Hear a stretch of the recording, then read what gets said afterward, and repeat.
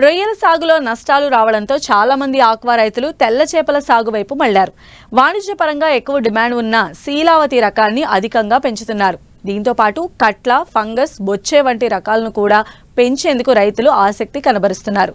అయితే శంకుపూత వ్యాధితో చేపల ఎదుగుదల లేక తీవ్ర నష్టాలను మూడగట్టుకుంటున్నారు రైతులు.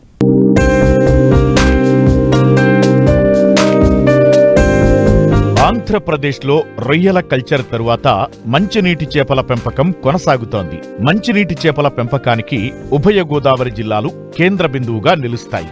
అందువల్ల మంచినీటి చేపల పెంపకం ఈ ప్రాంత రైతులకు వరంగా మారింది. అయితే ఇటీవల వాతావరణ మార్పుల కారణంగా పలు వ్యాధులు వస్తుండటం, నాణ్యమైన విత్తన పిల్లలు లభ్యం కాకపోవడం, అటు దాణా ఖర్చులు పెరిగిపోవడంతో రైతులు తీవ్ర నష్టాలను చవిచూస్తున్నారు.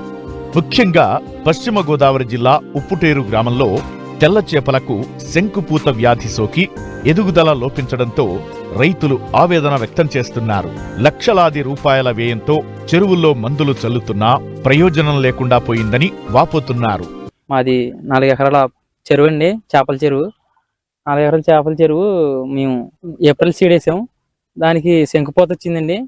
శంకుపూతకు వస్తే దానికి మందులు కొట్టాం. మందులు కొట్టినా కూడా ఇబ్బంది అయిపోయింది. చేపలు చనిపోతుంది. చాలా బాధపడిపోతున్నాము. మేత 1000 రూపాయలు మేత అయిపోతుంది రోజుకి వచ్చి. మేము మేపలేకపోతున్నామండి. ఏ మందు కొట్టినా తగ్గలేదండి. 2 సంవత్సరాలు అయిపోయిందండి మాకు. దీన్నే మేపాలో ఏమి చేయాలో తెలియలేదండి. చిన్నది అయిపోయిందండి, చిన్న చేప. మాకు ఇటు రైతులకు అమ్మాలో ఇటు మేము పెంచాలో తెలియట్లేదు. చాలా బాధల్లో ఉన్నాము. 7-8 లక్షలు పెట్టుబడి అయిపోయిందండి. ఎకరానికి 2 లక్షలు కానీ 3 లక్షల దాకా అయిపోద్దండి. ఎకరానికి 50,000 వేస్తామండి. శీలావతి వేసామండి మేము. ఈ శంకుపూత అన్న జబ్బు వల్ల ఎదగట్లేదండి. దానికి మందులు అయ్యి కొడటం వల్ల దానివల్ల జిగట అన్నదే శంకుల్లో పట్టేసి దానివల్ల ఎదుగుదల ఆగిపోయి మందుల పవర్ కూడా ఎక్కువైపోయి ఏ మందు తెచ్చి కొట్టినా కూడా ఇబ్బంది అయిపోయి ఏది తగ్గట్లేదండి, ఏ మందు కూడా. చేపలకు పేను, శంకుపూత వ్యాధితో చేపల ఎదుగుదల నిలిచింది. మేతల వ్యయం పెరిగింది. పెట్టుబడులు రాక నష్టాలు వచ్చే పరిస్థితి నెలకొంది. ఖరీదైన మందులు చల్లుతున్నప్పటికీ ప్రయోజనం ఉండటం లేదు. అయితే దీనిని నివారించేందుకు ఎలాంటి యాజమాన్యం చేపట్టాలో రైతులకు సూచిస్తున్నారు పశ్చిమ గోదావరి జిల్లా ఉండి మత్స్య పరిశోధనా కేంద్రం శాస్త్రవేత్త శ్రీనివాస్. మనకి ఈ శీలావతి చేపలో శంకుపూత వచ్చిందని చెప్పి దానివల్ల నష్టం జరుగుతుందని అనడం జరిగింది. అదే కాకుండా ఏంటంటే ఈ చెరువులో గమనించినట్లయితే మనం ఎకరానికి 50,000 చొప్పున వేసినాడు. ఇది సీడ్ చెరువు అండి. ఇది పెద్ద చేపలు పెంచే చెరువు మాత్రం కాదు.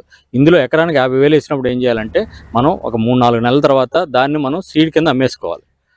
ఇది అలాగైతేనే మనకి అది ప్రాఫిట్ వస్తుంది. కానీ దాన్ని మనం కేజీ వరకు అమ్ముకుందామంటే మాత్రం కుదరదు. మనం ఎప్పుడైతే దాన్ని కేజీకి అమ్ముకోవాలనుకుంటే దాన్ని ఫింగర్లింగ్ సైజులో అంటే 10 గ్రాములు ఆ పైబడిన సైజు ఏదైనా సరే ఒక 50 గ్రాముల సైజు అయినా సరే తీసుకుని మనం 3,000 వరకు ఎకరానికి వేసుకుని దాన్ని 8 నుంచి 10 నెలలు పెంచినట్లయితే మనం కేజీ వరకు పెంచవచ్చు.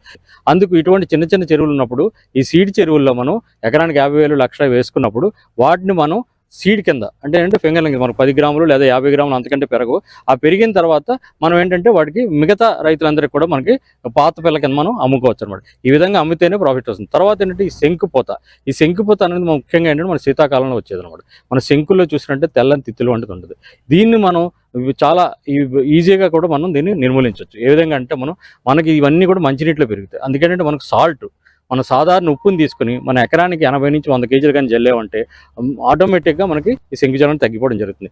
అంతకే మనకు ఉధృతంగా ఉంటే దీన్ని మన కాపర్ సల్ఫేటు ఎకరానికి కేజీ చొప్పున జల్లినట్లయితే మనకి శంకుజలం ఏ విధమైన కూడా మనకి అభ్యంతరం లేకుండా మనం దీన్ని దిగుబడి సాధించవచ్చు. అందుకేంటంటే ఈ చెరువులో గమనించవలసింది ఇది నర్సరీ చెరువు, మన సీడ్ వరకే మనకు. అందుకేంటంటే ఈ సీడ్ కింద దీన్ని అమ్మేసుకుని మనం పెద్ద చెరువు కానీ పెంచాలంటే ఎకరానికి 3,000 వేసుకుని అంతకంటే మించకుండా వేసుకుని శీలావతి, కట్ల ఇటువంటి చేపల్ని మనం 8 నుంచి 10 నెలలు పెంచినట్లయితే తప్పనిసరిగా కేజీ అనేది వస్తుంది. అలాగే మేత యజమాని, ఈ మేతలో ఏంటంటే ఎక్కువగా మనం తౌడు ఒకటి పెడుతుంటాం.